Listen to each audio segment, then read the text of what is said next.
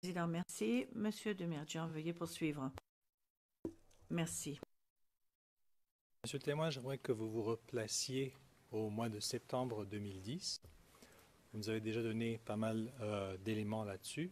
Ce que je voudrais vous demander, c'est, vous nous avez expliqué que suite à l'accord de bah, la démobilisation de 2007, euh, vos unités ont été démobilisées. Alors, à l'approche des élections, qu'en était-il des éléments du GPP proprement parlé? À l'approche des élections,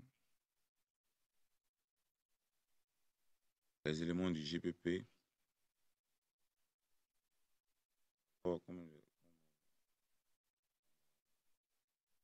je l'ai relaté hier, il y a eu la marche euh, à laquelle ont participé et des éléments de la capitale Abidjan et aussi des éléments venus des villes de l'intérieur. Et ces éléments-là qui étaient venus de l'intérieur et certains aussi d'Abidjan avaient rejoint les différents principaux cantonnements d'Abidjan parce qu'ils attendaient la suite de, à laquelle devait répondre la suite que devaient donner les autorités ivoiriennes à cette marche-là. Par la suite, comme je l'ai dit, il y a eu le message que nous a transmis M. Awas Talon. Donc, ça fait que ces éléments-là sont définitivement restés dans les cantonnements. Et d'autres éléments aussi qui étaient en famille ou soit en tout cas qui étaient externes au cantonnement, en région aussi, différentes bases, pour préparer aussi la mise en exécution de ce mot d'ordre.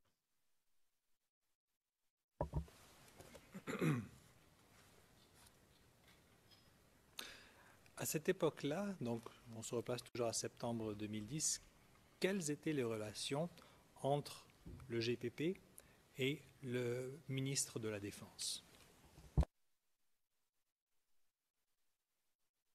À cette époque-là, c'était le ministre Amani Nguessan qui était à la Défense. Il a dit que tout ministre de la Défense qui prenait fonction, et même qui gérait, qui régissait l'armée, même aussi, il fait pouvoir aussi, pas d'ingérence, mais de pouvoir, il avait son mot à dire dans la gestion aussi, l'administration du GPP, puisque si besoin il était, il pouvait demander à ce que les éléments du GPP soient mis à disposition des forces de défense et de sécurité. Tout le ministre de la Défense savait. Et comme je l'ai expliqué, lorsqu'il y a eu même des dissensions au sein du GPP, il a fallu qu'il tranche afin que chauffourée là en tout cas.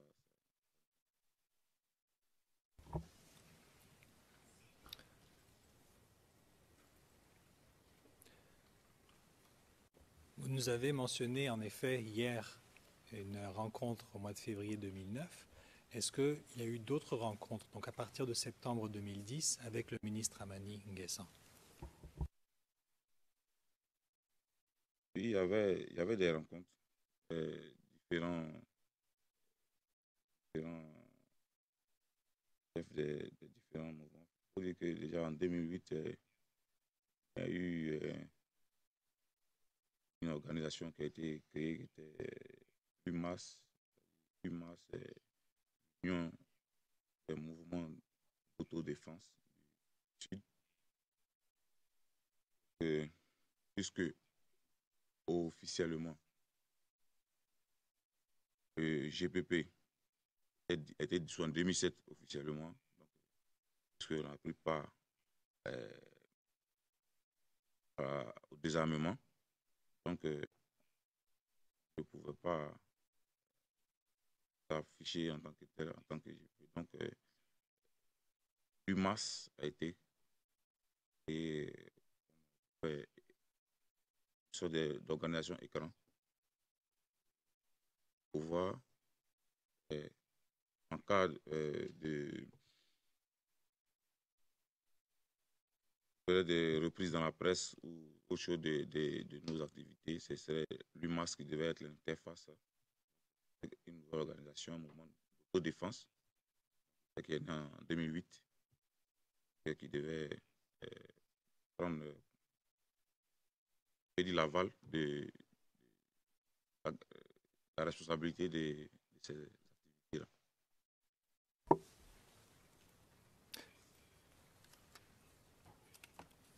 Qui était à la tête de l'UMAS? À la tête de l'UMAS, c'était M. Jimmy Willy. Jimmy, c'est J, deuxième Y, B, I, 2 L, Y.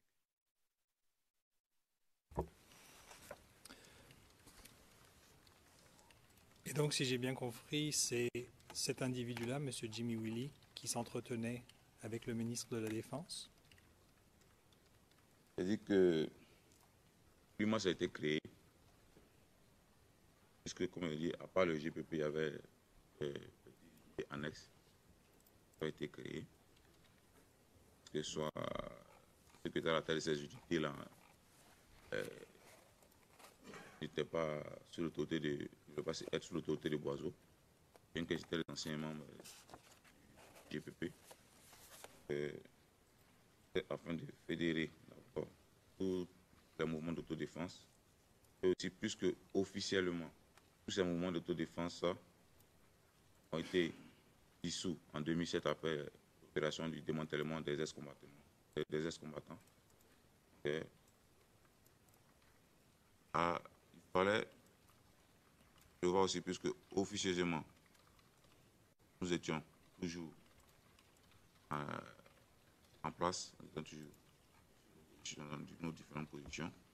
Donc, il fallait une autre interface pour faire écran, c'est-à-dire, il ne faut pas qu'on dise dans la presse, ah, le GPP était dissous, mais le GPP continue de faire de mener telle activité, de mener telle activité. Au cas où ce problème-là se posait, on a dit non, ce n'est pas le GPP, mais c'est l'UMAS. Ça, vous nous l'avez dit, mais la question précise que j'avais à vous demander, c'est est-ce que, donc, M. Jimmy Willy, à la tête de l'UMAS, est-ce qu'il s'entretenait avec Bien le sûr. ministre de la Oui, oui. C'est Jimmy Willy, que ça, M. Jimmy Willy, que c'est ça, M. Boiseau. Est-ce qu'il y avait une rencontre ou une réunion à laquelle vous étiez présent avec ce ministre? Il a dit, il y a eu, avant de lancer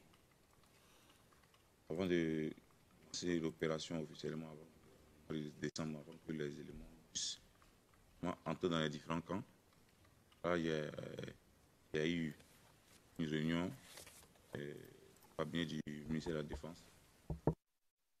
Cabinet du ministre de la Défense, GMMG.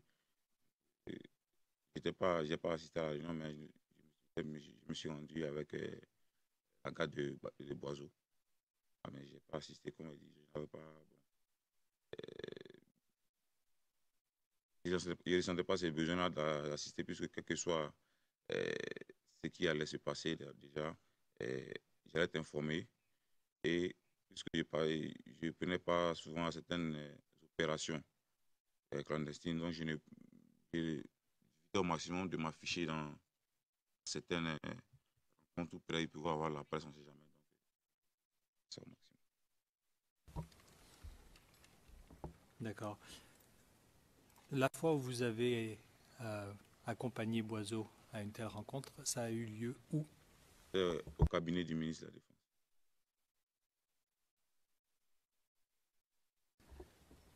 Et à Abidjan, où est-ce que ça se trouve? Au plateau. Alors, il y a un moment, vous nous avez mentionné que au mois de décembre, il y a eu un début d'intégration de vos éléments. Alors, je vais juste utiliser les mots que vous avez utilisés. D'accord. Dans les différents, vous avez dit que les éléments puissent entrer dans les différents camps. Alors, pouvez-vous nous expliquer qu'est-ce qui s'est passé exactement et comment? Comment a eu lieu cette intégration? D'abord, il y a eu des visites médicales. Visite médicale est faite à l'hôpital militaire d'Abidjan. Et à l'ancien camp d'Akodo qui abrite le commandement des forces terrestres. Et après cette visite médicale, les éléments qui ont été jugés aptes au service militaire ont ensuite été, après formation, attachés dans différentes unités, dont le premier bâtiment parachutiste, bâtiment blindé, bâtiment d'artillerie sol-air.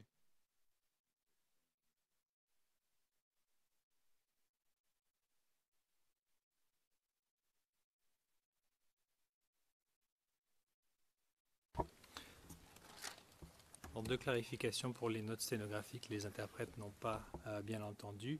Tout à l'heure, vous avez dit il ne fallait pas dire dans la presse le GPP est dissous. On a dit que ce n'est pas le GPP, mais c'est UMAS. Est-ce que vous pouvez répéter cette partie de votre réponse lentement? Mais ce que je disais, c'est que au cas où nous devrions mener des opérations et qui pourraient être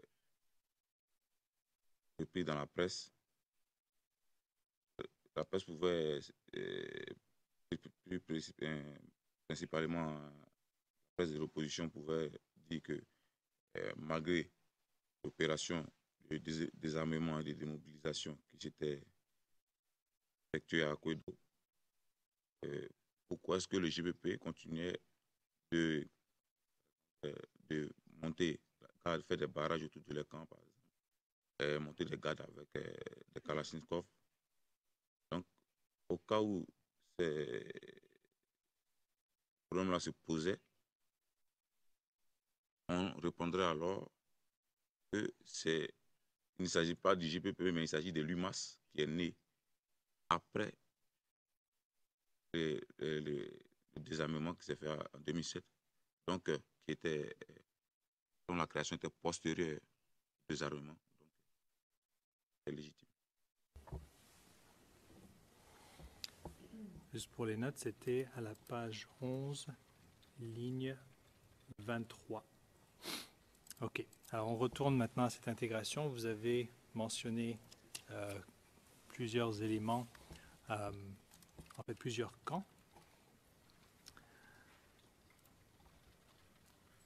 D'accord. Alors, vous avez mentionné le premier bataillon de commando parachutiste, le premier BCP, c'est ça? Oui. Vous avez mentionné le bataillon sol-air, donc la BASA, c'est ça? Le bataillon d'artillerie sol-air. Ouais. Et le bataillon blindé. Ça, c'est le bataillon blindé appartenait à quelle unité ou organisation? Le bataillon blindé, comme son nom l'indique, c'est le bataillon blindé militaire qui est basé au nouveau camp d'Akodo.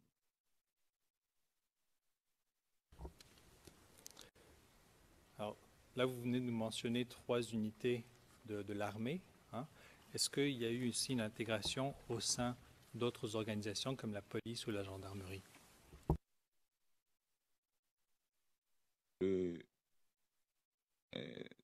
Ce recrutement-là est uniquement que pour l'armée, militaire, et conditions de recrutement, pas fait cas de mention d'avoir le BPC, parce que pour entrer dans la gendarmerie ou à la police, il fallait absolument le BPC. Là, c'est que condition au niveau intellectuel, il fallait avoir le CEP, s'obtenir en classe de CM2.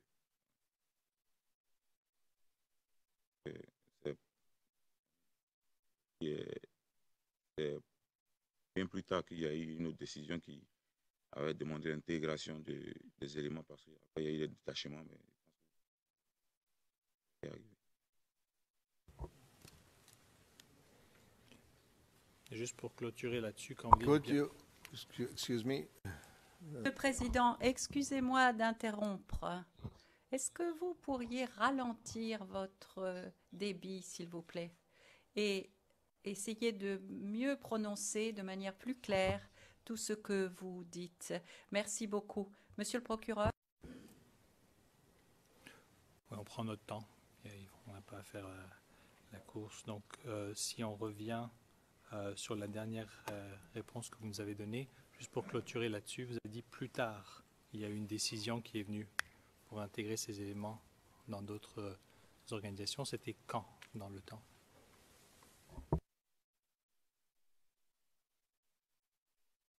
Cette décision-là a été prise. Nous avons eu connaissance de cette décision-là au mois de mars 2011. À partir de février, c'est-à-dire on avait des éléments de l'unité qu'on avait commencé à mettre en place, la Légion ivoirienne de sécurité, avec 12 éléments encore du GPP, a été détaché dans la base de la CRS 1, la compagnie républicaine de sécurité policière, qui est basée à Djamé-Williamsville, dans un commissariat pour aider ces forces-là à sécuriser leurs installations. Par la suite, un des éléments aussi est la résidence du président de la République et aussi au palais présidentiel. Ces éléments qui étaient dans ces différentes phases-là, ce que j'avais fait vraiment montre de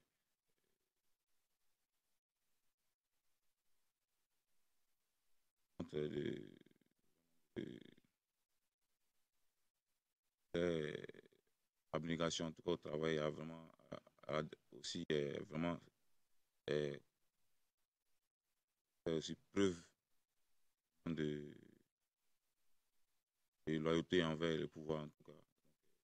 Et maintenant, vraiment, la confiance est installée, et compte tenu aussi qu'il y avait des FDS qui, soit pour cause d'impartialité, ou bien soit parce qu'ils ne se reconnaissaient pas dans ce combat, là, avaient déserté les différentes bases. Ces éléments-là avaient pris leur place dans ces différentes unités-là, devraient être intégrés sur la base de leur niveau d'études, ou soit ils allaient être reversés dans une unité militaire. Cette décision a été prise plus tard.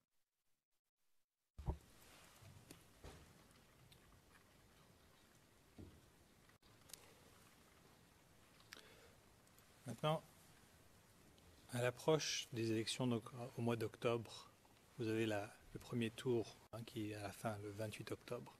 Donc, à partir de cette période-là, est-ce que vous pouvez nous expliquer quelle était la relation entre le GPP, son leadership, M. Boiseau, et la Galaxie patriotique?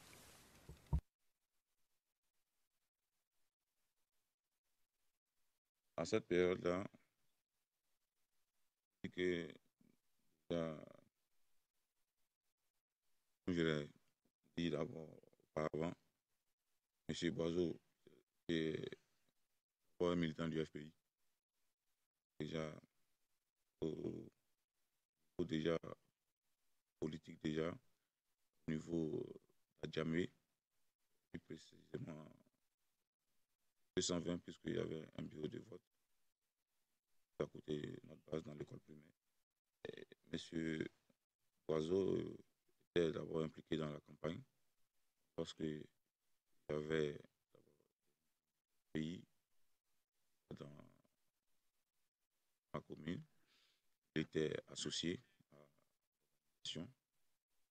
Et déjà, nous, on avait reçu de faire, le cas de nos renseignements, de faire du repérage des endroits où c'était responsable du RHDP faisait des réunions, vérifier aussi dans nos différentes zones quels sont les nouveaux arrivants dans l'habitation partenaires militants RHDP, vérifier s'il y avait des nouvelles personnes qui affluaient. Il y a tous ces opérations qui se faisaient. Et aussi, il y avait certains des éléments du camp du Yopougon Sab. Et en renfort, c'est la garde de la résidence de M. Chablé Goudé. C'était lorsqu'il a été nommé ministre après les élections. Mr. President, I'm sorry. Monsieur Maître Knops, Monsieur le Président, je suis désolé. J'ai écouté les questions posées par l'accusation et les réponses données par le témoin ces 2 dernières minutes. Le témoin fait un exposé et nous ne savons pas s'il s'agit de son opinion ou bien s'il s'agit de faits qu'il a pu voir personnellement ou entendre. Et comme on l'a déjà dit précédemment, ici dans cette salle d'audience, avec ce témoin, le témoin n'est pas un expert. Nous ne savons pas, la Chambre ne sait pas quel est le fondement de tous ces éléments d'information dont dispose soi-disant le témoin. Cela fait 10 minutes que nous écoutons son exposé et nous ne savons pas du tout s'il s'agit d'informations qu'il a entendues ou qu'il a assemblées, des hypothèses que le témoin a pu former, etc., etc. De manière à préparer notre interrogatoire, je pense qu'il est vital pour la défense de savoir quel est le fondement de ces informations. Sinon, la défense va être obligée, dans son contre-interrogatoire, de passer en revue toutes ces déclarations, ces allégations du témoin, chaque fois pour demander le fondement de tout cela. Ma requête à la Chambre est de donner instruction à l'accusation, bon c'est peut-être un mot un peu trop dur, disons de recommander que après que l'information ait été donnée par le témoin, eh bien que l'on établisse le fondement de ces informations. Finalement, s'il s'agit simplement d'une opinion de la part du témoin, eh bien il faut que la Cour soit bien informé de cela. Il faut respecter le protocole à cet égard. De manière à éviter à chaque fois une interruption par la défense, je pense que cela accélérerait la procédure si l'accusation, chaque fois, demandait le fondement. Le président, monsieur le procureur, monsieur Demirjian, eh bien, je crois que cela accélérerait la procédure si nous n'avions pas à chaque fois des objections sans fondement. Je pose des questions, je demande aux témoins les sources de ces informations. Nous perdons du temps. À ce stade, il est tout à fait injuste de présenter ce genre d'objection parce que le Conseil, non, sait, pardon, que j'ai passé 2 jours à poser des questions et chaque fois, je fais l'objet de davantage d'interruptions. Le président, eh bien, le procureur a raison. Je veux dire, il a toujours demandé d'où venaient ces informations. Et je pense qu'on a toujours demandé également quelle était sa position à l'intérieur de l'organisation. Ceci est pris en considération. Je demanderai au procureur de continuer son interrogatoire, bien entendu, en vérifiant toujours la source de l'information. Merci. Très bien. Monsieur le témoin, j'aimerais revenir sur un élément de réponse que vous venez de nous donner. Vous venez de nous dire que certains de vos éléments étaient partis en renfort pour renforcer la résidence de M. Charles Blégoudet. Vous nous avez dit que c'était après les élections. Combien d'éléments avaient été envoyés? Comment le savez-vous? Et si vous pouvez nous donner leur nom aussi. Et il y avait 3 éléments qui ont été désignés. Il y avait Oulaï Franck, Yoyabi, il y avait, lui, j'ai pas, c'était un capitaine du camp de Yopougon-Sable. Les éléments, lorsqu'ils ont été détachés sur instruction de Boiseau, et j'ai appelé le commandant du camp afin de s'en occuper. C'est les 3 éléments qui ont été désignés, 3 éléments dont j'ai parlé.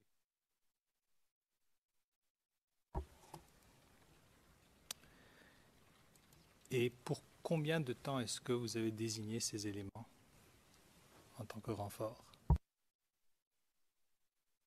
Les éléments-là montaient là de la résidence du ministre Charles Blégoudet parce que les affrontements vraiment commencent. Moi, j'ai plus eu de retour par rapport à ce qui se passait. Et cette période-là, c'était un peu fragile, les personnalités de la République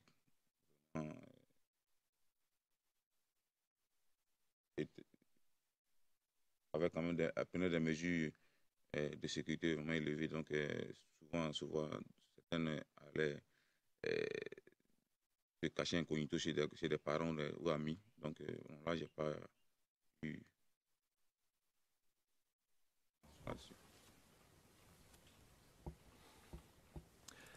Alors, vous avez mentionné Oulaï Franck.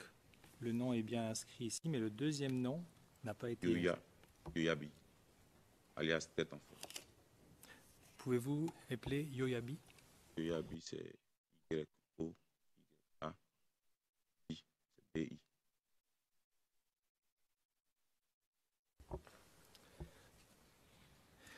Et lorsque je vous ai demandé pour quelle période de temps, vous nous avez dit lorsque les affrontements vraiment ont commencé. Pouvez-vous nous donner un petit un temps, un mois peut-être?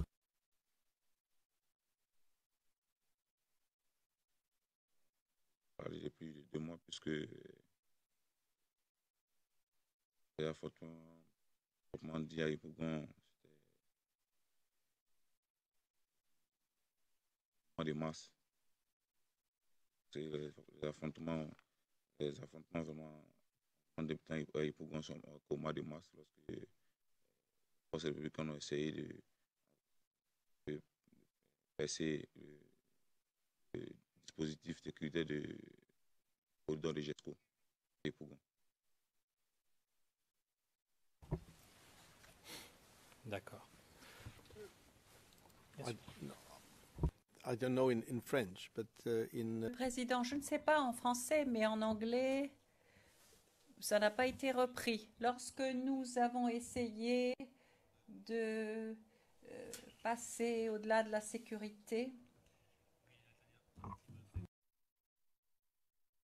Que ça a vraiment débuté à Yopougon au mois de mars, parce que les forces qu'on a essayé de percer et continuer là-dessus, parce que ça n'a pas été. Lorsque les forces républicaines de Côte d'Ivoire, les FRC, ont essayé de passer dispositif de sécurité mis en place par les forces conjointes des forces de défense et de sécurité et de nos éléments, corridor de GESCO, situé dans la commune de Yopougon.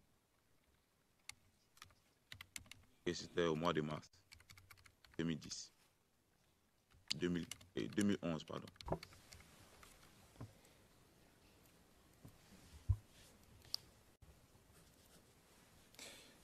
Très bien. Is that clear, Your Honor? Yeah. Monsieur Demirjian, est-ce que c'est clair, Monsieur le Président? Sur lequel j'aimerais que vous nous expliquiez un petit peu. Vous avez mentionné hier que suite à un message qui vous a été passé par Monsieur Awa Stallone, vous avez formé un certain nombre de jeunes.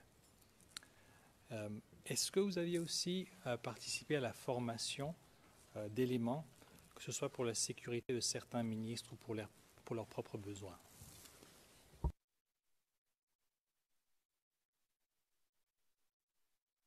De ces éléments-là, comme je dis, il y avait le ministre Alain Dougou qui avait demandé à ce qu'on mette en place une unité spéciale. On avait baptisé Légion ivoirienne de sécurité. Et on avait déjà commencé avec 50 éléments sur l'instruction qu'il nous avait donnée. Et sur le volet avec certains critères quand même. Vraiment qu'il ne devait pas faire l'état de... devait se porter vraiment garant de la probité. Juste un instant. Ça, vous nous en avez parlé hier. Est-ce qu'il y avait d'autres ministres ou d'autres personnalités politiques de ce type? On a eu à former des éléments pour Bongouanou. Le commandant de Bongouanou, Abi Adjei, qui lui est proche du président Afin Guessan. Si ces instructions, il a demandé, quand je dis il a demandé, je parle du président Afin Guessan.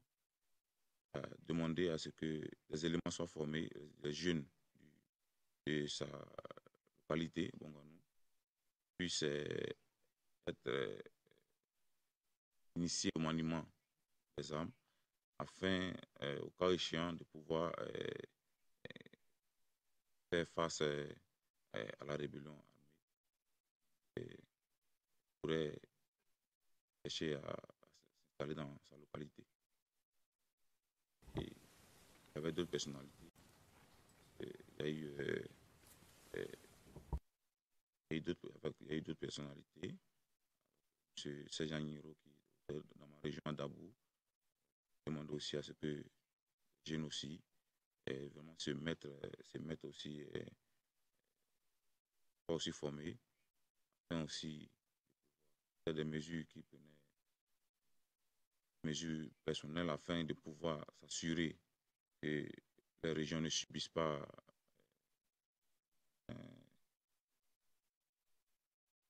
la rébellion au cas où passer les accords politiques signés et chercher à rentrer à la force à Abidjan. Il y a eu aussi avec le ministre Assoadou à Bengourou. On envoie aussi des éléments là-bas aussi pour s'occuper de la formation, ainsi qu'à Niablé. Si. Quand je parle de ces personnalités, les éléments d'abord, le transport et la nourriture, l'hébergement des éléments qui se sont rendus dans ces différentes localités pour s'occuper de la formation étaient à leur charge. Si pour Gagnois, il y a le ministre Kadé Bertin aussi qui a demandé à Zagbayou de former des jeunes.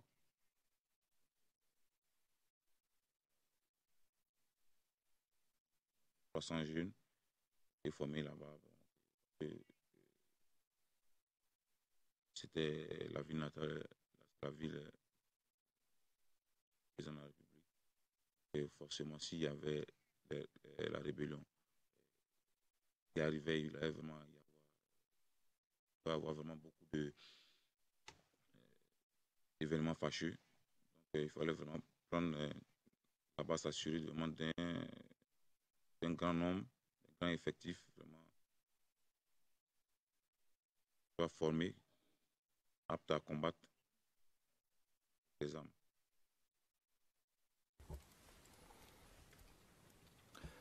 Nous reviendrons sur les noms, mais juste avant, pouvez-vous nous expliquer comment est-ce que vous avez appris que ces personnalités politiques vous ont fait ce genre de demande? Ils sont entrés en contact avec Boiseau, puisque c'est qui avait la charge en cette période-là du volet militaire.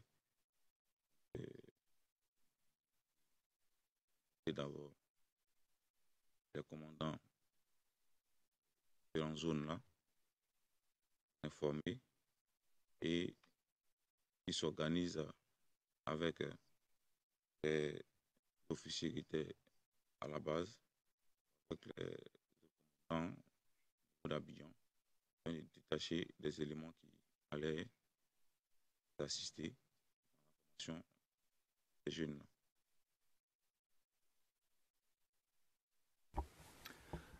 Alors, le premier nom que vous aviez mentionné, c'était le commandant Abi Adjei. Est-ce que vous pourriez nous l'épeler, s'il vous plaît? Abi, c'est A-B-I. Adjei, c'est A-B-J-E et I tréma. Vous avez mentionné Serge Agniero. Pouvez-vous épeler Agniero? Agniero, c'est A-G-N-E-R-O. Vous avez dit qu'il était dans ma région à Dabou. Dabou. Pouvez-vous l'épeler aussi? Dabou. Dabou, oui. D. B.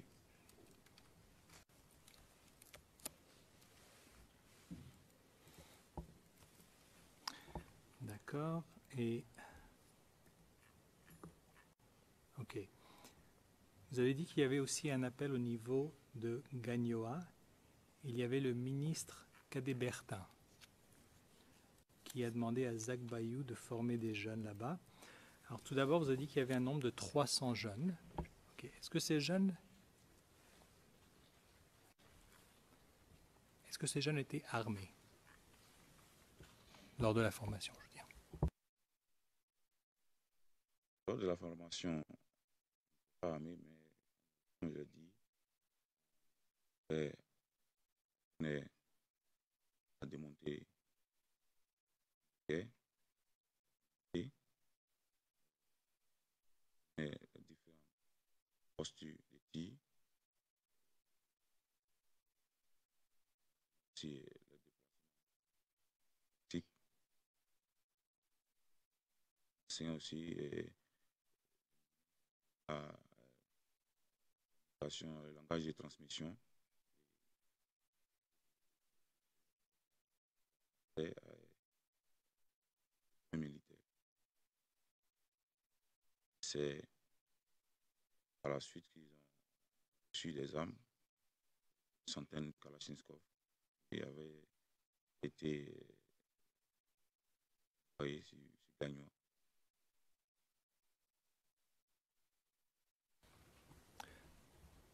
Savez-vous comment ils ont été convoyés à Gagnoa et par qui?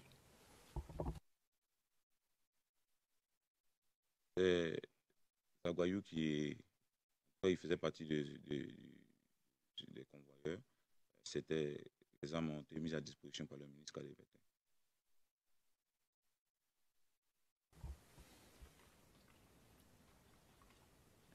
Et comment avez-vous appris ça? Comme je l'ai dit, lorsque les éléments de gagnent, c'est les cocotailles, quand ces éléments-là ont été formés, et eu le retour, on savait que bon, la formation ici avait pris fin, et ils m'ont informé que les dotations avaient été acheminées. Donc, que la zone est pourvue de combattants, ouais, pas de nécessité, et les forces de défense et de sécurité présentes dans cette ville.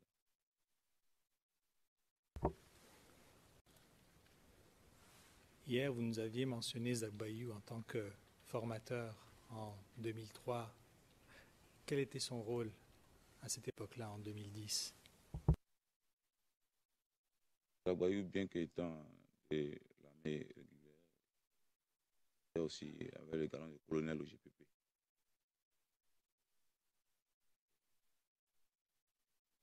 C'est pas sa fonction de soldat de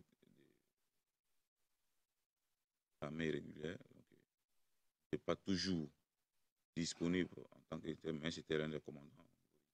Et il était beaucoup respecté par tous les éléments, quel que soit, quelque bord que ce soit, d'autres mouvements, de défense. Il a formé en tout cas.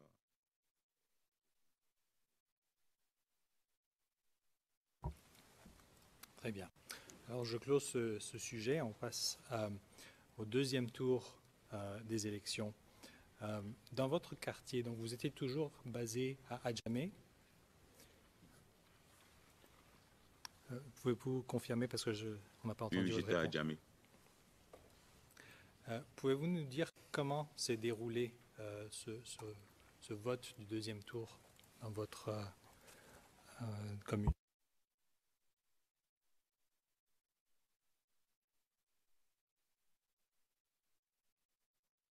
Au deuxième tour, quand même, on a connu quelques incidents mineurs. Il y a eu au deuxième tour, lors d'un rassemblement RHDP, je ne sais pas c'était de quel parti, voilà pourquoi j'ai fait dire RHDP. Je ne sais pas si c'était quel parti du RHDP c'était. Venu se rassembler au stade.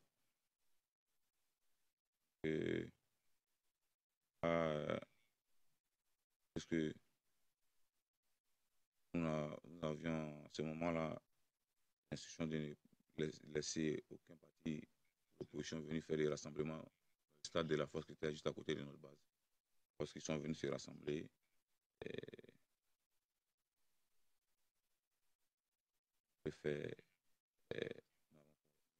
Avant de demander de quitter les lieux, et suite à leur refus d'obtempérer, un tir en l'air. Et bon, il y a eu des bandades et tous ils ont quitté les lieux. À ça même, le commandant du district, et suite à la plainte du commissaire du 7e arrondissement, c'était plein parce que le commissaire s'était plaint. Il a dit que je n'avais pas de compte à lui.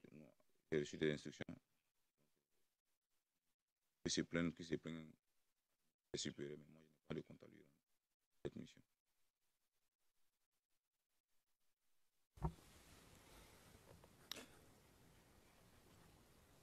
Vos instructions comme quoi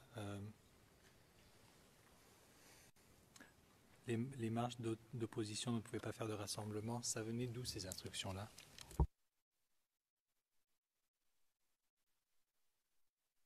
Parce qu'on avait fait passer le message, mais moi particulièrement, au deuxième tour, j'avais rencontré Jean-Yves Dibopiu, qui était l'un des leaders de la Galaxie patriotique. C'est quand même un point différent un endroit où se rassemblaient les membres du RHDP pour des réunions, soit officielles, soit officieuses, mais en tout cas, les différents points, leur domicile et des maisons qui étaient suspectées, abritées, des éléments des forces nouvelles qui étaient infiltrés. Déjà, j'ai rencontré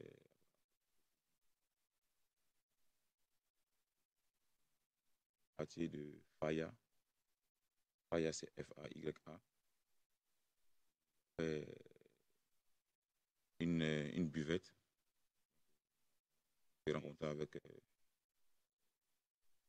les responsables aussi des commandants de FLGO qui étaient à Abidjan.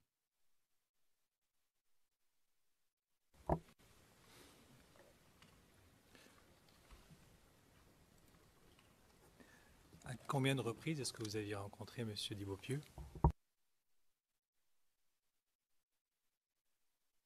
J'ai rencontré 2 fois, où on a discuté de la marche à suivre. Et une fois aussi, on a fait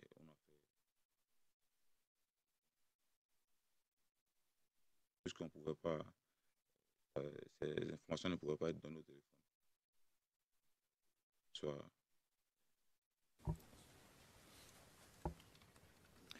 Juste pour la période de temps, vous nous avez dit tout à l'heure que au deuxième tour, j'avais rencontré M. Jean-Yves Dibopieux. Et là, vous me dites que vous l'avez rencontré 2 fois. Alors, quand était la première et la deuxième fois? la première fois, c'était avant le deuxième tour. C'était avant le premier tour même, avant que les élections du premier tour se déroulent. Et là on devait suivre les mouvements, les gestes des responsables du RHDP dans la commune. Et s'assurer aussi de leur domicile, de savoir s'il y avait des individus suspects qui venaient nouvellement habiter à leur domicile. Ces informations-là qu'on devait planer sur le terrain. Vous dites on devait suivre les mouvements des responsables du RHDP. Alors, précisément, qui vous a demandé de suivre leurs mouvements? Parce que moi, comme j'ai dit, il a dit que Boiseau avait laissé des instructions. Et que moi, personnellement, j'avais rencontré M. Dibopieux qui m'avait instruit à ce sujet. Ces informations, lui, il devait les transmettre à M. Chablé-Goudé. Il faisait partie aussi de la classe patriotique. Et c'était M. Chablé-Goudé. Qui vous a dit qu'il devait les retransmettre à M. Charles Blégoudet? Dibopieux, Jean-Yves Dibopieux.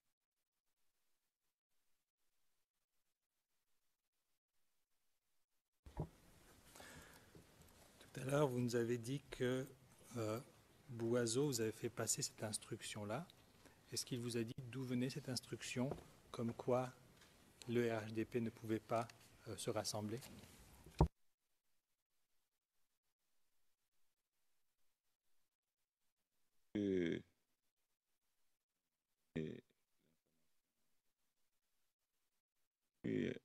Pas directement posé cette question.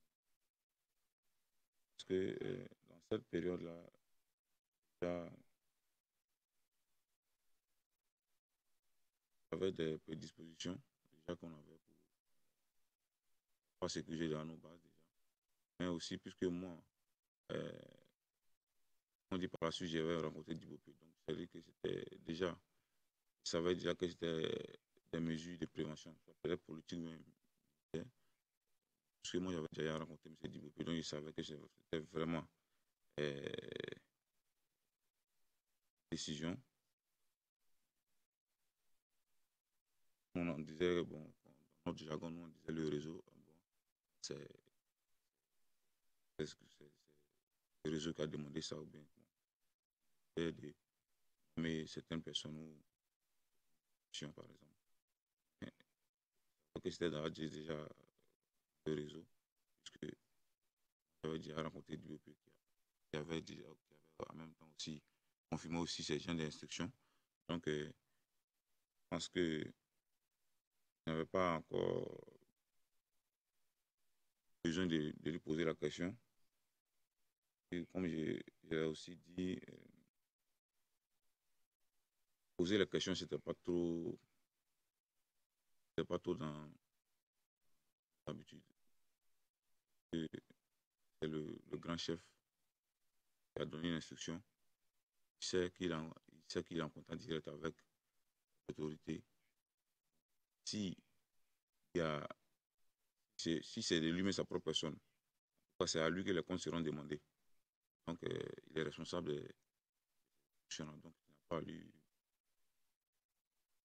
de sa part.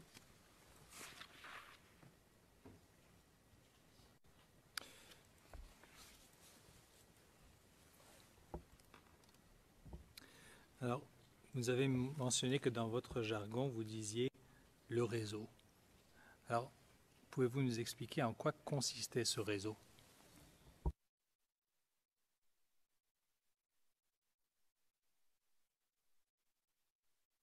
On nommait par réseau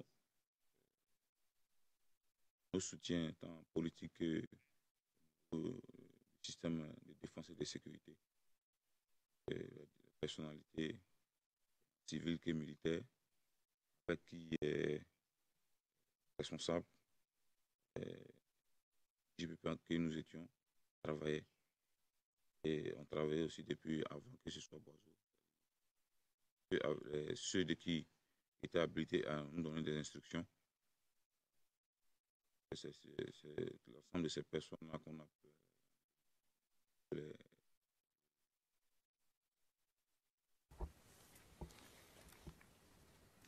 Vous nous avez aussi dit que lorsque c'est le grand chef qui a donné l'instruction, que voulez-vous dire par le grand chef? Ce serait qui? Comme je l'ai dit, quand Boiseau, au GPP, le grand chef, quand il parle du grand chef au GPP, c'est pas de Boiseau. C'était les autres personnalités au GPP.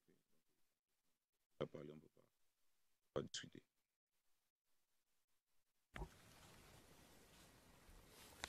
Vous avez mentionné aussi que dans ces rencontres avec M. Dibopieux, il y avait des éléments du FLGO.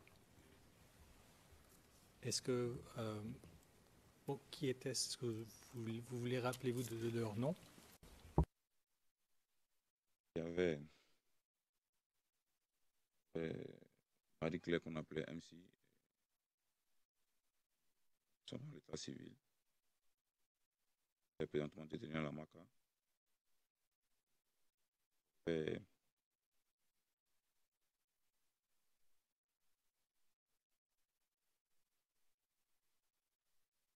Ça y est, Ange Michael. Puis par la suite, il a été détaché à la garde républicaine parce qu'il avait été, après le recrutement, lui il était à la garde républicaine, il était garde rapproché de M. Dibopieux, même en exil.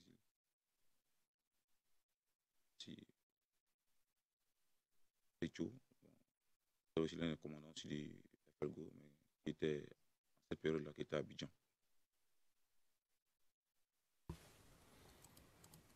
Pourriez-vous appeler, vous avez dit Saïé, Ange Michael?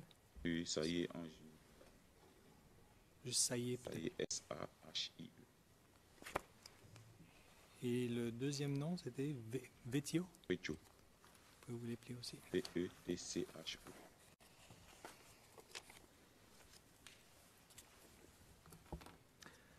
Et à cette époque-là, donc, vous êtes novembre-décembre 2010, qui était le chef du FLGO? Le chef du FLGO, c'était Mao Glofei.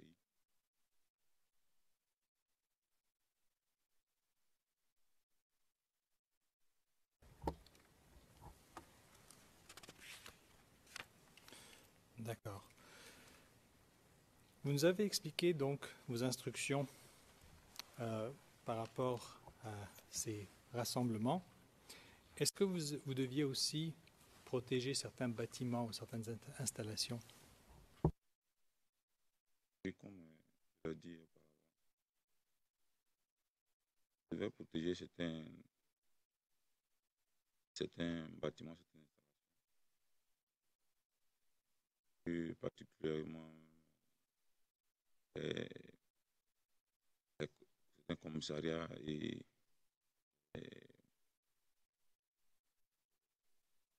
il y a des éléments qui avaient été détachés par la suite. Et certaines personnalités qui avaient demandé à avoir des éléments aussi pour renforcer la sécurité.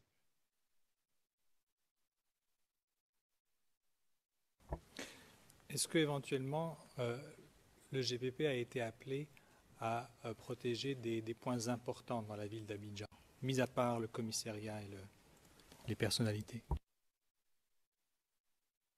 Oui, parce que nous,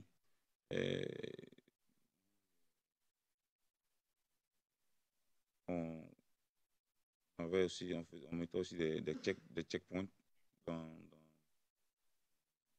commune afin de filtrer, de pouvoir s'assurer des personnes qui circulent en tout cas dans. Alors, où faisiez-vous ces checkpoints? Dans quelle partie de la ville?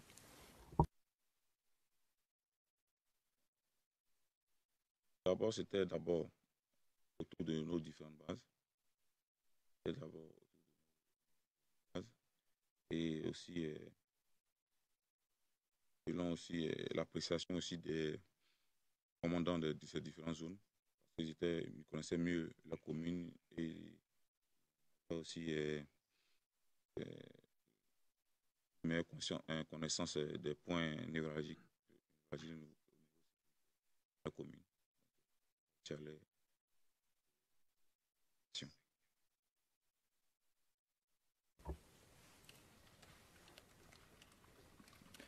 Savez-vous à partir de quand est-ce que ces checkpoints ont été érigés?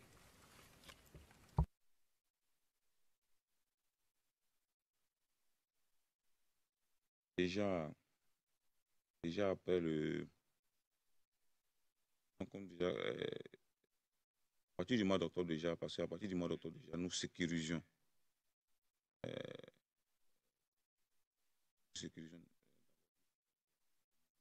aux bases, puisque on recevait les éléments que nous devions déjà former, donc être formés déjà sur nos bases. On fait la garde maintenant, que ce soit de jour comme de nuit.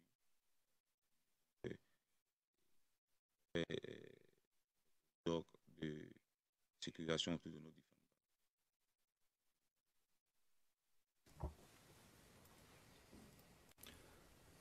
On avait parlé de vos différentes bases au préalable, donc avant les élections. Maintenant, à partir du mois d'octobre 2010, pouvez-vous nous dire où se trouvent ces différentes bases ainsi que ces checkpoints? À partir d'octobre, il y avait ceux de Port-Boué. Comme à Port-Boué, il y avait quand même une base, mais il y avait deux commandements dans la zone de Gonzague-Ville, G-N-Z-A-G-U-E,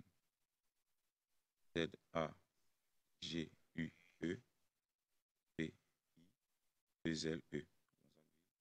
Et au niveau de Vridier aussi, le camp de la base nationale.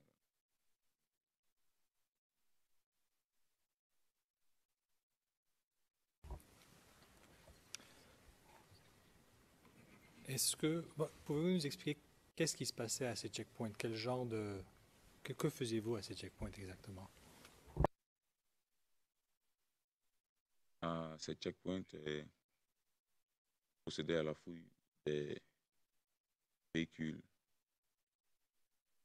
qui devaient les passer et à la vérification des identités des occupants. S'il y avait des personnes, des piétons, des suspects, on peut les interpeller afin de vérifier leur identité. On peut demander par exemple où est-ce qu'ils vont, savoir, s'assurer qu'ils ont une connaissance soit de la ville, soit de la région, pour savoir que si ce ne sont pas des nouvelles qui sont créées. C'est comme une précision que je voulais faire déjà, puisqu'on parle du mois d'octobre, et au mois d'octobre, il y avait des éléments des fausses nouvelles. Et aussi à Abidjan, aussi dans le cadre de la sécurisation des élections, de même qu'il y avait des éléments des forces de défense et de sécurité aussi, et aussi en zone TNO aussi, aussi des élections. Parmi cela, il y avait des rumeurs qui faisaient état de ce qu'il y ait même des soldats de l'armée burkinabé qui seraient en mission d'infiltration à la capitale Abidjan. Et on vérifiait. Et aussi, il y avait aussi sur lesquelles des armes étaient en circulation afin d'être distribuées aux partisans de l'opposition.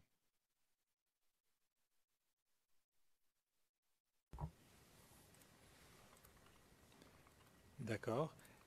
Et si vous vous trouvez dans une situation où vous avez une personne, vous avez dit suspecte, que faisiez-vous à ce moment-là? On a une personne suspecte. Well, is it a hypothetical? Le président, c'est une question hypothétique ou est-ce que vous allez demander des exemples, Monsieur Demerjian? Oui, je vais lui demander de donner des exemples. Le président, on ne va pas s'en tenir à des hypothèses ou des conjectures. Question. Y a-t-il eu des situations où vous avez fait face à des personnalités, à des personnes suspectes? Et si oui, qu'est-ce qui se passait dans ce moment-là?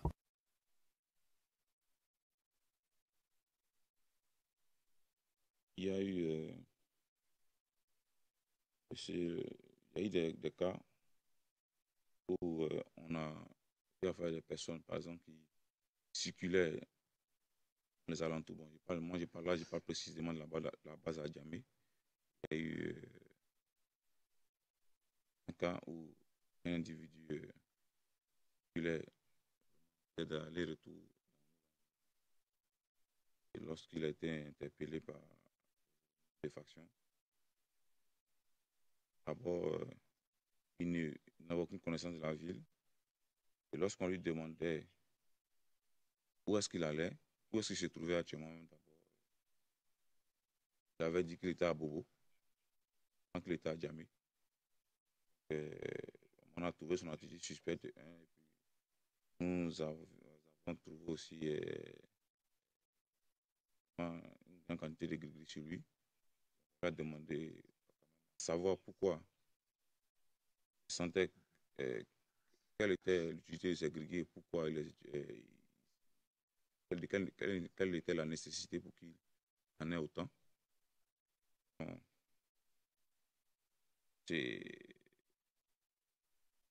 vraiment, il n'a pas pu d'explication vraiment. La suite, nous avons gardé dans nos locaux et moi personnellement, j'ai contacté les officiers de secours avec qui viennent le récupérer parce que par la suite, après l'interrogatoire que nous avons mené, ce monsieur-là a dit qu'il avait été envoyé en reconnaissance pour venir voir dans position des demandes d'autodéfense que nous étions. Il y avait d'autres aussi qui avaient été envoyés aussi, dans lui aussi, comme les cités aux alentours des cités universitaires, des bases de GPP. Et donc, puisque là, on a eu confirmation qu'il s'agissait là d'un élément de force nouvelle qui était en mission, nous avons appelé les officiers du SECOS, le lieutenant Gorebi, que j'ai déjà cité. Le lieutenant Gorebi, que j'avais déjà cité. Et avant ça, parce qu'il y a eu un incident avec le commissaire du 7e arrondissement, le commissaire Nyakwa Charles, parce que pendant l'interrogatoire, le commissaire, lui, juste derrière nos locaux, il y avait un restaurant, on vendait des le commissaire était assis et donc il a eu des bribes d'interrogatoire. Donc il a demandé ce qui se passait et nous lui avons expliqué. Il a demandé à ce qu'on lui remette l'individu en question.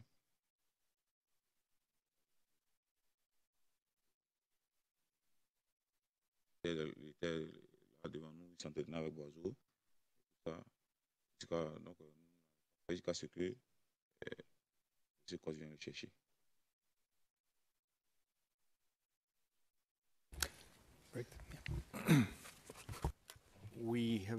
Le président, nous sommes arrivés à l'heure prévue pour la pause. Nous allons donc suspendre pendant une demi-heure. L'audience est suspendue jusqu'à 11h30.